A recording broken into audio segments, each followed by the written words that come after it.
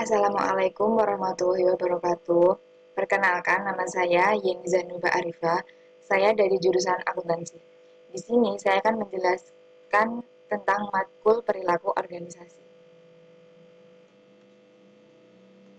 Apa sih organisasi itu? Organisasi merupakan suatu unit sosial yang dikoordinasi secara sadar, terdiri atas dua orang atau lebih orang-orang yang berfungsi dalam suatu basis yang kontinu untuk mencapai tujuan bersama.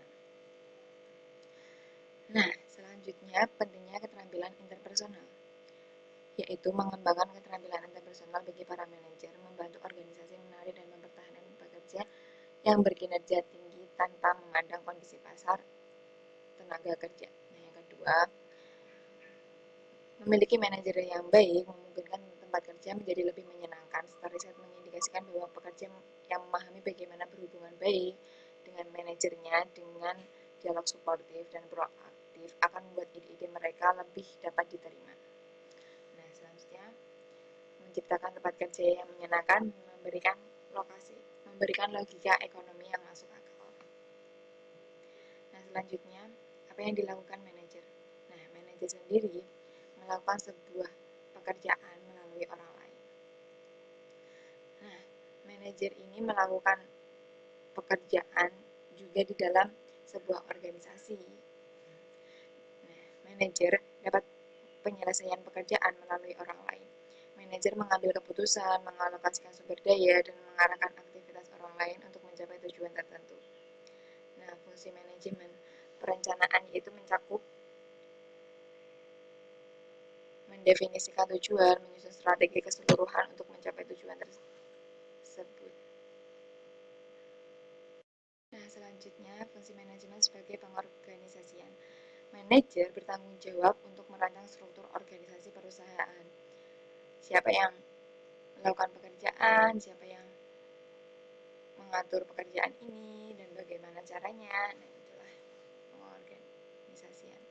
Nah, yang ketiga, fungsi manajemen sebagai kepemimpinan. Kan setiap organisasi itu terdiri dari orang-orang.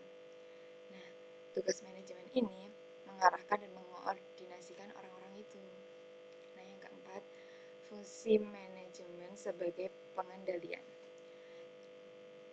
Fungsi ini melakukan pengawasan, perbandingan, dan koreksi potensi. Nah, selanjutnya, peran manajemen. Peran interpersonal, yaitu semua manajer diharuskan untuk melaksanakan tanggung jawab yang sifatnya seremonial dan simbolis. Yang kedua, peran informal, yaitu semua manajer pada tingkat tertentu memperoleh informasi dari luar organisasi atau intuisi. Contohnya ya, misal media, dari TV, dari media sosial. Yang ketiga, peran memutuskan. Menurut Mintzberg, mengidentifikasi 4 peran yang membutuhkan keputusan.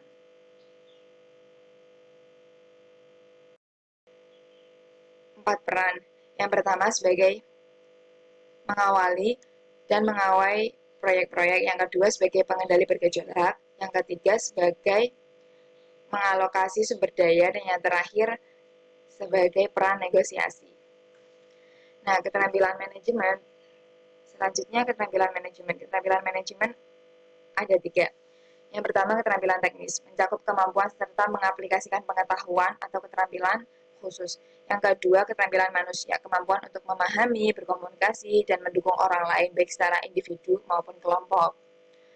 Nah, keterampilan konseptual, manajer harus memiliki kemampuan mental untuk menganalisis dan mendiagnosis situasi yang kompleks. Selanjutnya, perilaku organisasi. Perilaku organisasi merupakan sebuah bidang studi yang menginvestasi pengaruh individu, kelompok, dan struktur terhadap perilaku di dalam organisasi untuk tujuan penerapan pengetahuan demi peningkatan efektivitas organisasi. Nah, perilaku organisasi mencakup topik motivasi, perilaku dan kekuasaan pemimpin, komunikasi interpersonal, struktur dan proses kelompok, pengembangan dan persepsi sikap, proses perubahan, konflik dan negosiasi, serta rancangan kerja. Disiplin yang berkontribusi dalam bidang perilaku organisasi ada 4. Psikologi, psikologi sosial, sosiologi, dan antropologi. Nah, psikologi ini pihak-pihak yang telah berkontribusi dalam perilaku organisasi adalah ahli teori pembelajaran, ahli teori kepribadian, psikolog konseling, serta psikolog industri dan organisasi. Nah, psikolog sosial berkontribusi untuk mengukur, memahami, dan mengubah perilaku, mengidentifikasi pola komunikasi, serta membangun kepercayaan.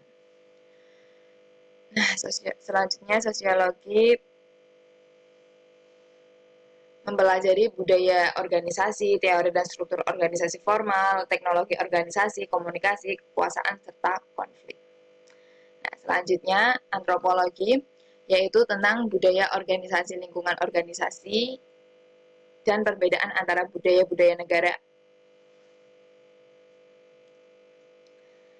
Tantangan dan peluang untuk perilaku organisasi. Tantangan ini membawa peluang bagi manajer untuk menggunakan konsep perilaku organisasi. Yang pertama, merespon tekanan ekonomi. Pendekatan perilaku organisasi ini terkadang berbeda-beda. Pada waktu baik, memahami bagaimana memberikan penghargaan, memuaskan, dan mempertahankan pekerja menjadi prioritas. Merespon globalisasi, yaitu meningkatnya penugasan ke luar negeri, bekerja dengan orang-orang budaya berbeda, mengawasi perpindahan pekerjaan ke negara dengan upah buruh yang rendah, beradaptasi dengan budaya yang berbeda dan norma-norma peraturan.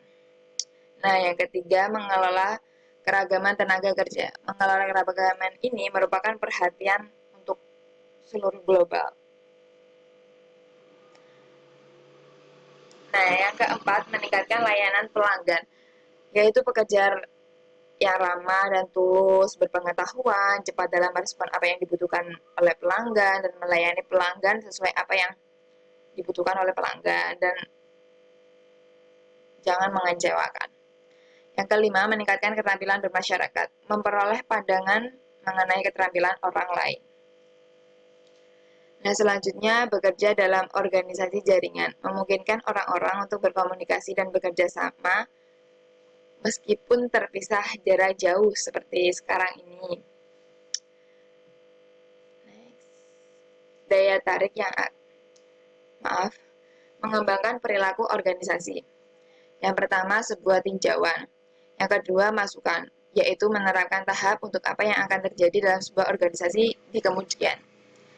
Nah, yang ketiga, proses. Tindakan-tindakan individu, kelompok, dan organisasi terdapat di dalamnya sebagai hasil masukan dan berujung pada hasil tertentu. Nah, yang keempat, keluaran. Variabel yang ingin dijelaskan atau prediksi dan yang dipengaruhi variabel yang lainnya.